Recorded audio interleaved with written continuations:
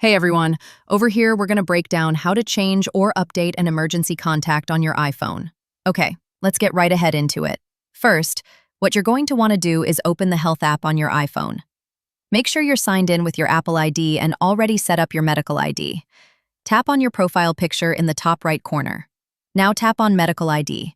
Scroll down until you see the Emergency Contacts section, then tap Edit. Oh great. Right here you can see all the contacts you've added before. If you want to change one, tap the red minus button next to it and hit Delete. To add a new one, tap the green plus button and select a contact from your list. You can also choose their relationship, like friend, parent, or sibling. Once you're done, tap Done in the top right corner to save it. Make sure everything looks correct. This info shows up on your iPhone's lock screen. To do this, press the side button to lock your iPhone. On the lock screen, tap Emergency, and you'll see the Medical ID option. Tap on it to view your emergency contacts and all your medical details. You can also go ahead and check this in the Settings app. Just open Settings, scroll to Emergency SOS, then tap Edit Emergency Contacts in Health.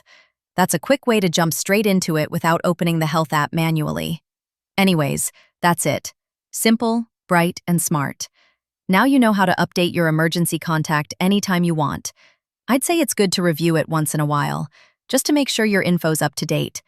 If you have any other questions, drop them below and I'll help you out.